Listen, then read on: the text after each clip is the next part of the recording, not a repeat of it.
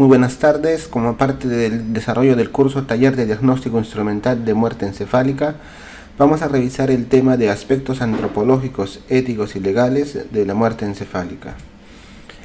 En primer lugar, mencionamos de que Laín Entralgo, ya hace muchos años en España, planteaba que la vida del ser humano tenía dos dimensiones. Una dimensión biológica en la cual puede nacer, crecer, desarrollarse, envejecer y finalmente morir.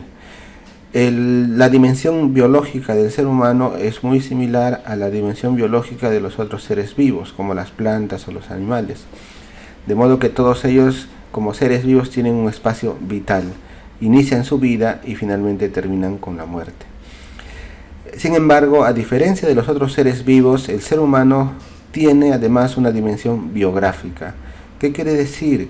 Que él está obligado a darle sentido a su vida y en el transcurso de este espacio vital puede tener una biografía en la cual tiene deseos, alegrías, tristezas, esperanzas, puede tener un entorno familiar y social y se hace cargo de su vida biológica y biográfica y además tiene la posibilidad de desplegar un proyecto de vida. El ser humano, a diferencia de los otros seres vivos, es consciente de sí mismo, es consciente de su pasado y consciente de su futuro. Normalmente, a lo largo de muchos siglos y casi en todas las culturas, la muerte significaba un evento holístico, es decir, el fin de la vida, tanto biológica como la vida biográfica. La muerte como evento holístico desencadenó en todas las culturas una serie de mitos y rituales como consecuencia de básicamente dos cosas, como menciona Edgar Morin. Es decir, todos los seres vivos o todos los seres humanos que tenían un ser querido que había fallecido le tenían horror a la muerte, según Edgar Morin, por dos causas importantes. El fallecido o el muerto perdía la individualidad, es decir, con la descomposición cada vez lo reconocían menos y eso generaba mucha conmoción social. Y además también el horror a la descomposición del cadáver.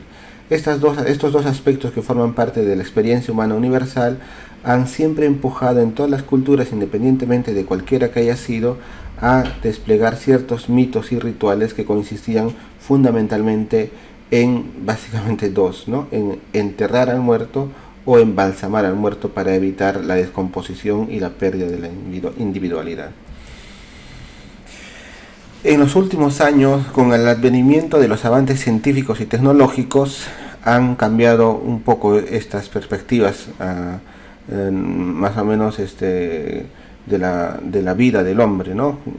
En el año 1959, Molaret y Goulon, dos neurólogos, luego ya de que se había descubierto o se había inventado muchas técnicas de soporte vital como los respiradores artificiales, el soporte inótropo, la diálisis renal, etc., encontraron que un grupo de sus pacientes estaban biológicamente vivos, ¿no? Con latido de corazón, respiración, función renal, etc., pero sin embargo tenían un coma muy profundo, un coma al que le llamaron coma de Passé o coma irreversible. Estos pacientes, después de muchos esfuerzos, finalmente terminaban falleciendo y cuando se les llevaba a la necropsia se encontraba que tenían el cerebro necrosado, lo que les llevó a pensar de que antes de que haya la parada cardíaca, que era el signo inequívoco de la muerte, antes de ello había acontecido la muerte del encéfalo, ¿no? La muerte del encéfalo. Y la consecuencia, y esto era en realidad la consecuencia de que se podía sostener con vida, entre comillas, a los órganos biológicos como el corazón, respirador, etc. Y sin embargo, se había encontrado que el encéfalo ya había fallecido mucho antes de la parada cardíaca. Esto despertó un problema, ¿no? Es decir, ¿qué se tenía que hacer con aquellos pacientes que tenían este coma irreversible? Incluso Molaret y Goulon demostraron que además de ello no tenían actividad en el electroencefalograma, o sea, se podía demostrar con el electroencefalograma que no había actividad cortical. Esto llevó a una serie de debates y discusiones, finalmente que terminó en que el año de 1968 el comité de la Facultad de Medicina de Harvard, que fue constituido por 10 médicos, un abogado y un teólogo y un historiador, formulan el primer criterio para la determinación de la muerte basados en un total y permanente daño encefálico. De modo que la muerte encefálica no es más que la consecuencia de los avances científicos y tecnológicos. Este término es término sumamente moderno y nuevo, y cronológicamente aparece justo después de que se haya inventado las técnicas de soporte avanzado vital, ¿no? Gómez de Rubí, un médico intensivista que ya ha fallecido, en su libro Ética en Medicina Clínica, plantea que no es la única forma de muerte artificial o de llegar a la muerte o de alcanzar a la muerte, ¿no? Junto con la muerte biológica clásica, que se conocía como la parada del corazón y la parada respiratoria, y el advenimiento de los signos inequívocos de muerte, que es la descomposición, aparecieron entonces otra forma de llegar a la muerte, que se conoció la muerte encefálica en el año de 1968. Sin embargo, no fue la única manera de llegar a la muerte. En muchos otros países también se habla o se considera la muerte neocortical, puesto que el cerebro o la corteza cerebral es, digamos, el asiento de todas aquellas funciones neurológicas superiores que identifican al ser humano de los otros seres vivos, como por ejemplo el pensamiento, la conciencia, la memoria, la capacidad de poder hacer una biografía y proyectar una vida y darle sentido a la vida. Todas estas, digamos, características del ser humano se asientan en la corteza cerebral. Cuando la corteza cerebral se daña, esta posibilidad de tener características netamente humanas se pierde, ¿no? Pueden haber entonces algunas situaciones en las cuales haya muerte del neocórtex, y sin embargo el tronco encefálico todavía sigue vivo. Una persona en esta situación, por ejemplo, puede tener ciclos de sueño y vigilia, porque el tronco encefálico se asienta, ¿no es cierto? El sueño y la vigilia. Puede tener una respiración espontánea, acá está el centro de la respiración, puede tener los reflejos de tos y deglución, entre otros, y llevar con una vida adelante siempre que tenga apoyo para nutrición artificial, entre otros cuidados. Esta persona, en el sentido estrictamente humano, ya ha perdido su vida biográfica porque ha habido muerte neocortical, y sin embargo puede vivir muchos años, ¿no?, con los cuidados necesarios, y tener una vida biológica mucho más grande con una vida biográfica que ya se ha perdido, ¿no? Entonces, a ello le podemos llamar muerte neocortical, le podemos llamar también estado vegetativo persistente, etc. Estas dos formas de llegar a la muerte no existen de modo natural, son consecuencia de los avances científicos y tecnológicos que se suman a la muerte biológica. También habla Gómez de Rubí que se puede hablar de la muerte clínica, en la cual existe parada cardíaca y respiratoria, y la persona en esta circunstancia está clínicamente muerto, pero puede ser reanimado, por ejemplo, en una sala de hospitalización, y regresar a la vida, ¿no? Reanimar y regresar a la vida. La muerte clínica, que es la parada cardíaca y respiratoria que se puede reanimar, también es una forma, digamos, es un escenario muy reciente, muy nuevo, ¿no? Muy de la medicina actual, que tiene muchos avances científicos y tecnológicos. Como decíamos entonces, el impacto de la tecnología puede llevar a que algunas personas prolonguen su vida biológica por mucho tiempo, y que su vida biográfica se pueda terminar mucho antes de que termine la vida biológica, de modo que la muerte ha dejado de ser, por lo menos en algunas personas, un evento holístico. Se puede morir, digamos, en el sentido biográfico mucho antes que en el sentido biológico. El tiempo entre uno y otro puede ser muy variable. Por ejemplo, la muerte encefálica ya no existe vida biográfica, ¿no? y unas horas después, aunque uno haga mucho el esfuerzo de sostener los signos vitales, siempre va a sobrevenir la muerte biológica o la parada cardíaca. En el caso de los pacientes o de las personas en estado vegetativo persistente, esta diferencia puede ser muy grande, ¿no? Una persona en estado vegetativo persistente puede vivir muchos años, ¿no? Y sin embargo su vida biográfica ya se ha terminado. En el año de 1987 se hacen algunos otros esfuerzos para determinar, digamos, con algunos criterios más o menos consensuados sobre la determinación de la muerte encefálica en niños, ¿no? Y por ejemplo, en un esfuerzo que fue publicado en el Pediatrics en el año 87, señala que como requisito se tiene que tener, por ejemplo, a un individuo que ha sufrido el cese irreversible de las funciones circulatorias y respiratorias, es decir, ese es el fallecido, en el cual las funciones circulatorias, corazón básicamente, y respiratorias ya han cesado de modo irreversible, él ha fallecido, o el cese irreversible de todas las funciones de todo el cerebro, incluido el tronco encefálico, está muerto. La determinación de la muerte debe hacerse de acuerdo con los estándares médicos aceptados.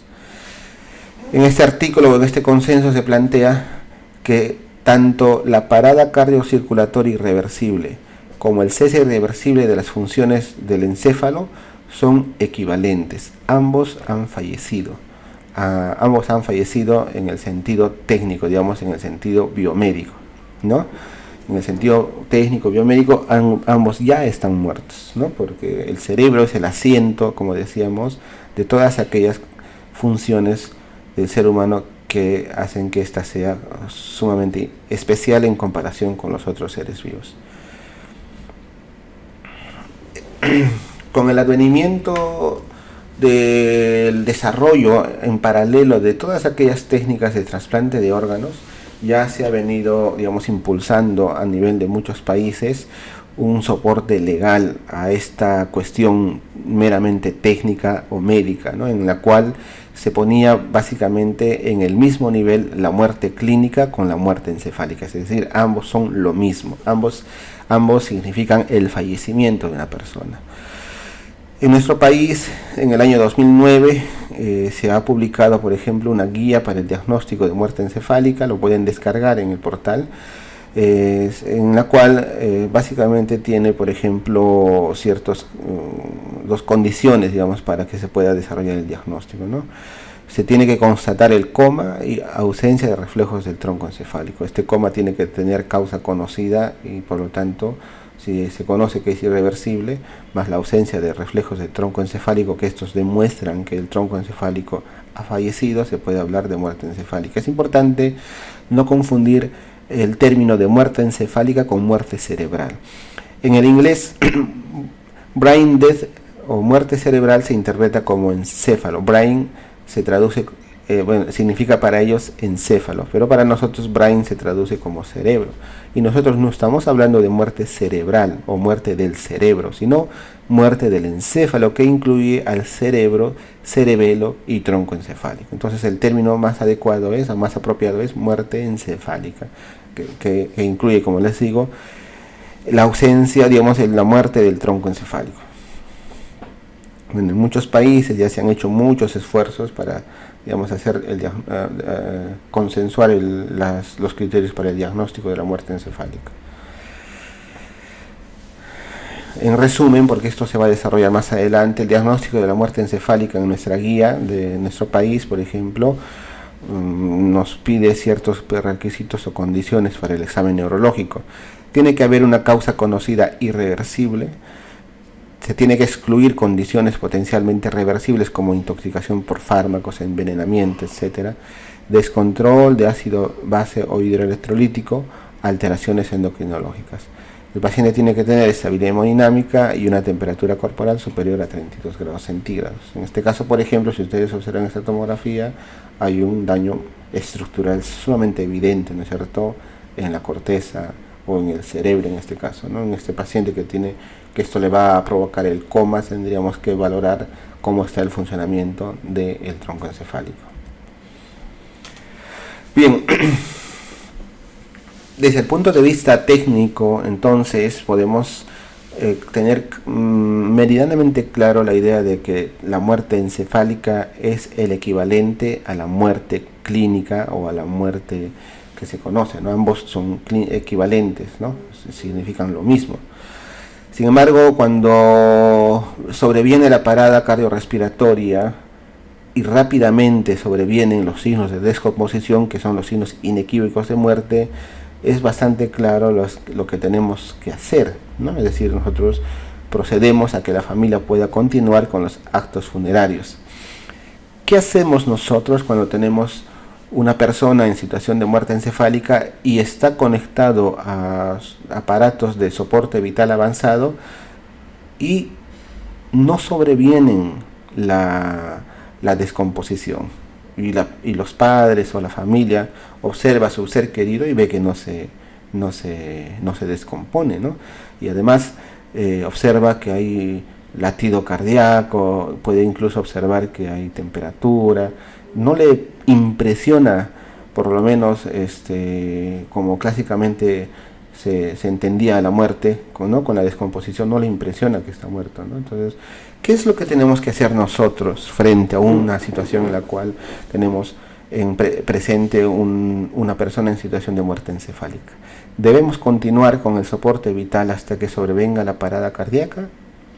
¿O es que tenemos nosotros, digamos, la obligación de hacer la desconexión de todos los aparatos tecnológicos para que vengan o para que la familia se pueda llevar a su cadáver y entonces continuar con los actos funerarios? Vamos a hacer un pequeño análisis acerca de algunas cuestiones éticas y luego legales. Bien, Diego Gracia, que es un español experto en bioética, vamos a intentar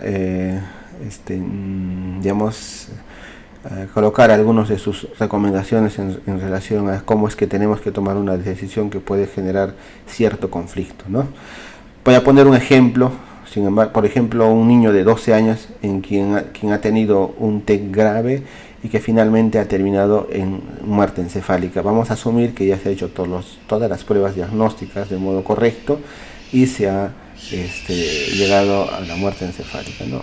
¿Qué tenemos que hacer nosotros? ¿Qué curso de acción debemos, desde el punto de vista moral, hacer? ¿Debemos, por ejemplo, desconectar el respirador, desconectar el soporte vital?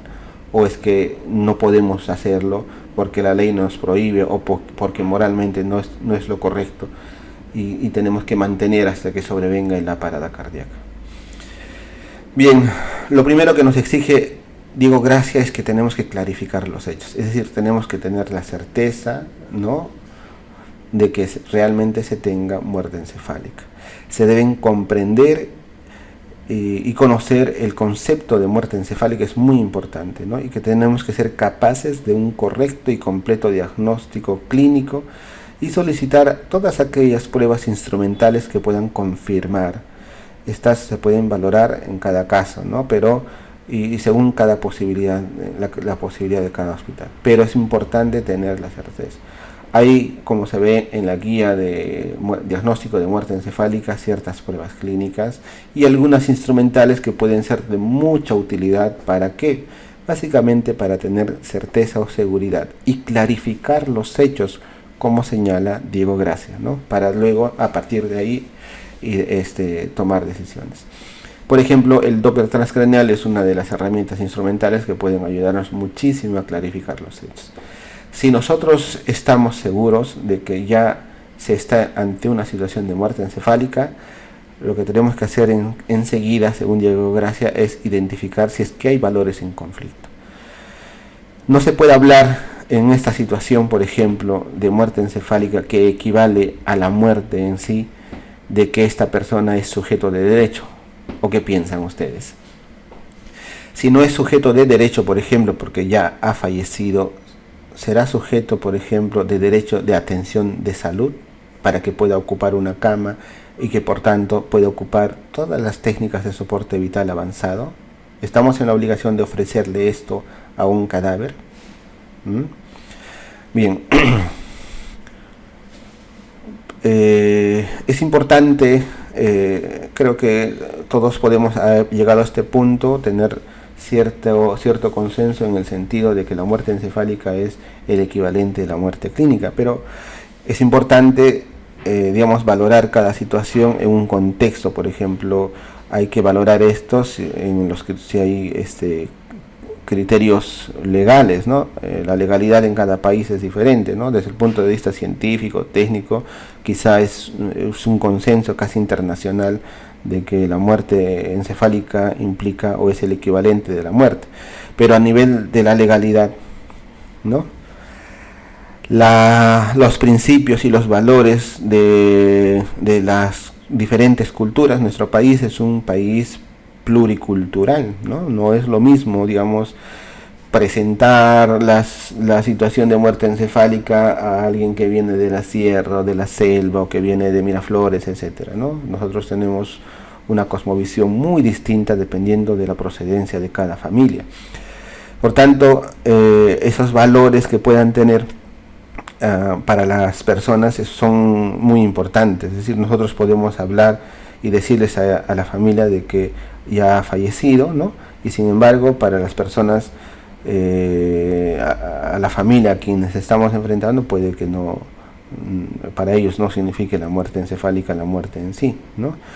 También es importante tomar en cuenta que son principios religiosos, ¿no? Que pueden ser muy variables, ¿no? Por ejemplo, los judíos, ellos declaran que el asiento de la vida está en el latido cardíaco, y la persona fallece cuando se paraliza el corazón, no con la muerte encefálica. No es una cuestión religiosa, aunque técnicamente esto, digamos, no encaja con la idea de los judíos de la muerte, ¿no? De tal manera que es muy importante tomar en cuenta entonces, una vez que estamos con los hechos claros, cuál es la legalidad y luego cuáles son las visiones socioculturales o religiosas de la familia, para que con eso podamos tomar decisiones. Un aspecto sumamente importante es que los médicos o el equipo de salud debe ser capaz de explicar el concepto de muerte encefálica de una manera asequible y comprensible, no solamente a la familia, sino también al resto del personal sanitario, ¿no? Esto es muy importante, porque esto puede ser, digamos, de vital importancia a la hora de que la familia también junto con nosotros nos ayude a tomar las decisiones, ¿no? Es muy importante, por ejemplo, el dominio de un lenguaje que evite recursos que puedan inducir o términos que puedan inducir a desconfianza o que puedan llevar a confusión, o frases que puedan inducir a falsas esperanzas en la familia. Por ejemplo, si uno le dice está virtualmente muerto, o prácticamente está muerto, o clínicamente está muerto, etcétera. Todos estos términos deben evitarse. Incluso debemos evitar la adjetivación de la muerte. Por ejemplo, decir muerte cerebral o muerte encefálica, ¿no? Tendríamos que hablar básicamente de muerte, que ya ha fallecido, ¿no? Y se nos preguntan por qué, y ya se les da las razones, ¿no? Porque está con los otros órganos están, digamos, con vida básicamente por el soporte artificial.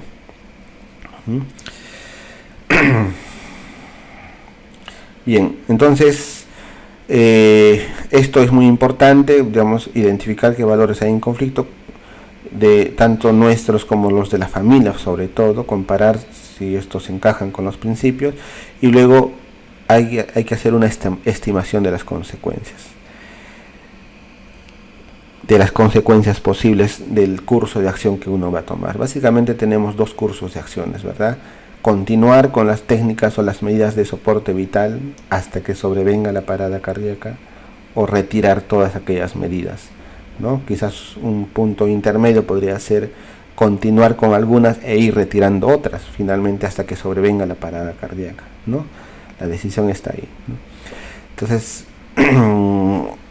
las consecuencias pueden ser de muchas miradas, puede darle muchas miradas, ¿no?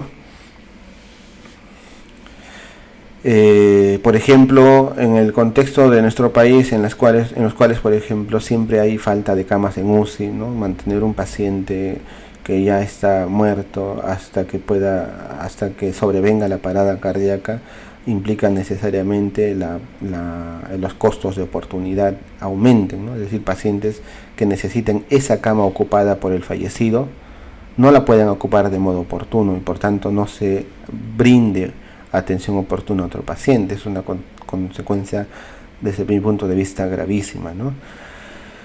Pero también si uno toma una decisión apresurada o arbitraria sin que lo haya conversado y reflexionado con la familia, puede implicar ciertos riesgos, sobre todo para el equipo de salud, ¿no? Que esa familia no lo entienda y crea que uno lo está matando, por ejemplo, ¿no? Entonces es muy importante que la decisión, como decíamos al inicio, se converse, se reflexione, se informe de un modo claro y que finalmente se tome una decisión, ¿no? Hay que recordar, a decir de Marco Gómez Sancho, que este es un escenario de sumo estrés y de suma complejidad para el médico. Marco Gómez Sancho, que es un experto en paliativos, dice, por ejemplo, que un ser humano tenga que comunicar a otro que su muerte o la de alguno de los suyos está próxima, es a la fuerza un acto tremendamente humano. Es el momento de mayor grandeza del acto médico y uno de los más difíciles. Es cierto, a quienes hemos atravesado una situación como esta, es así. Exige, por tanto, una máxima responsabilidad y una máxima dedicación de nosotros y del equipo de salud, ¿no? Para manejar una situación como esta. Ahora, con el advenimiento de la donación de órganos, las decisiones, esto de la donación de órganos nos empuja a que se introduzca, un ingrediente más en la toma de decisiones, ¿no? Por tanto, si desde el punto de vista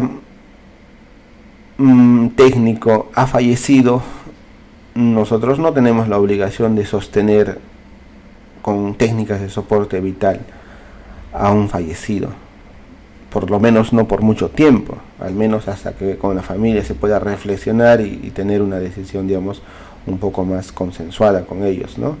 Pero no tenemos nosotros la obligación de ofrecer, técnicas de soporte vital a un fallecido.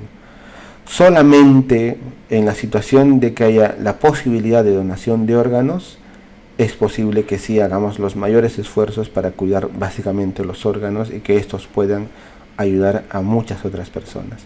Si es posible donante, entonces se tiene que iniciar el proceso de donación y se tiene que establecer, técnicas de cuidados de este potencial donante, ¿verdad?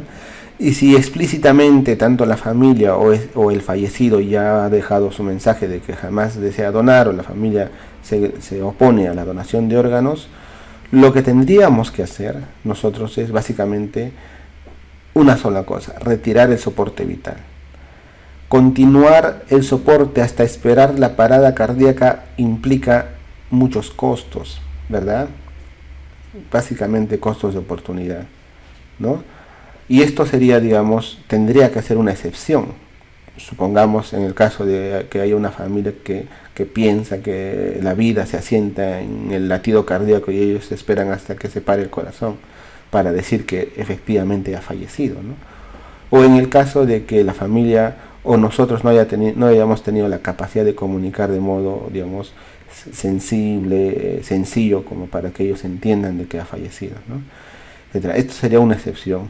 Básicamente lo que tendríamos que hacer es, si es que es posible donante, iniciamos el proceso de donación y tenemos que iniciar el mantenimiento del potencial donante, ¿no? Y si no es donante, retirar las técnicas de soporte vital. En algunas, excepcionalmente quizá vamos a tener que hacer esto, ¿no? Como les digo, dependiendo de una situación sociocultural. En el plano legal, creo que desde el punto de vista técnico y desde el punto de vista moral, nosotros no tenemos, por ejemplo, la obligación de ofrecer soporte vital a un fallecido, ¿no es cierto? Porque ya falleció, moralmente no tenemos esa obligación, ¿no? En el plano legal, ¿qué tenemos en nuestro país? ¿Qué debemos hacer? ¿Qué dicen nuestras leyes, ¿no? Y si estas leyes nos pueden, pueden soportar o pueden ayudar a tomar nuestras decisiones. La Ley General de Salud, Ley 26842, en su título tercero, del fin de la vida, fíjense lo que dice en el artículo 108, la muerte pone fin a la persona. Se considera ausencia de vida al cese definitivo de la actividad cerebral. Acá hay un pequeño error en la ley, porque deberías decir actividad encefálica, ¿no? Bueno, pero dice actividad cerebral, independientemente de que algunos de sus órganos o tejidos mantengan actividad biológica y puedan ser usados con fines de trasplante, injerto o cultivo. Fíjense, la ley peruana, ¿no? La Ley General de Salud, en el artículo 108, define a la muerte básicamente como muerte encefálica. Primero, como muerte encefálica. El diagnóstico fundado del cese definitivo de la actividad cerebral verifica la muerte. Cuando no es posible establecer tal diagnóstico, la constatación del paro cardiorrespiratorio irreversible confirma la muerte. Es decir, hay dos formas de llegar a un solo final, que es la muerte: por la vía del paro cardiorrespiratorio irreversible o por la vía del cese definitivo de la actividad encefálica irreversible. Ambos, desde el punto de vista legal, son lo mismo, ¿no? Legalmente fallecidos. Ninguno de estos criterios que demuestran por diagnóstico, o corroboran por constatación de la muerte del individuo podrán figurar como causas de la misma en documentos que certifiquen. Bueno, el reglamento de la Ley General de Donación y Trasplante de Órganos y Tejidos Humanos, Ley 28189, dice, por ejemplo, en el artículo 3, diagnóstico de muerte. Se considera muerte para los efectos del presente reglamento al cese irreversible de la función encefálica o la función cardiorrespiratoria. Nuevamente, hacen una equivalencia, significan lo mismo, muerte encefálica cese irreversible de la función encefálica o de la función cardiorrespiratoria. Muerte encefálica, artículo 4, se considera muerte encefálica el cese irreversible de las funciones del tronco encefálico cuyo protocolo de diagnóstico se establece en los artículos 7 y 8 del presente reglamento. Certificación de la muerte encefálica. La certificación de la muerte encefálica previa a los procedimientos destinados a la utilización de órganos y o componentes anatómicos con fines de trasplante será indispensable solo en el caso de trasplante de riñón, corazón, hígado, páncreas, intestino y pulmones. En caso de tales tejidos como piel, córnea, huesos, tendones y articulaciones será suficiente la certificación usual de muerte por parte del médico. O sea, se hace un documento especial cuando hay donación de órganos, un certificado especial de muerte encefálica. ¿Ya? Tenemos un protocolo de diagnóstico de muerte encefálica regulado por ley y reglamento de ley, ¿no? Simplemente acá quiero señalar que además de todos los aspectos de diagnóstico clínico, nos dicen que es opcional para el diagnóstico clínico de muerte encefálica. Es permisible, por ejemplo, algunos otros estudios de flujo sanguíneo cerebral en aquellos centros que cuenten con dichos procedimientos. Hace referencia básicamente a dos estudios que hacen el estudio de flujo sanguíneo cerebral, ¿no? El Doppler transcraneal y la angiografía cerebral. Hay un protocolo con algunas modificaciones para los recién nacidos y para los niños, o sea, básicamente para los recién nacidos, ¿no? ¿Ya? Pero eso está ya legal en nuestro país. También hay que ver cuáles son los efectos jurídicos de la muerte. Muerte entendida como muerte encefálica o muerte clínica, porque hemos hablado de que la ley peruana señala que ambos son equivalentes. El Código Civil, por ejemplo, en el título 1, principios de la persona, sujetos de derecho, la persona humana es sujeto de derecho desde su nacimiento. Artículo 61, la muerte pone fin a la persona. Por tanto, el fallecido no es sujeto de derecho, quizá de respeto, etcétera, pero no es sujeto de derecho. Por ejemplo, no es sujeto de atención de salud, ¿no? Quien está en una unidad de cuidados intensivos y que ha llegado ya a la muerte encefálica no es sujeto de atención de salud, salvo que haya la posibilidad de donación de órganos. Efectos jurídicos de la muerte. El Código Civil, en el título 2, derechos de la persona, disposición de los cuerpos post-mortem, es válido el acto por el cual una persona dispone altruistamente de todo o parte de su cuerpo para que sea utilizado después de su muerte con fines de interés social o para prolongación de la vida humana. Habla básicamente del trasplante. Disposición de los cadáveres, artículo 10.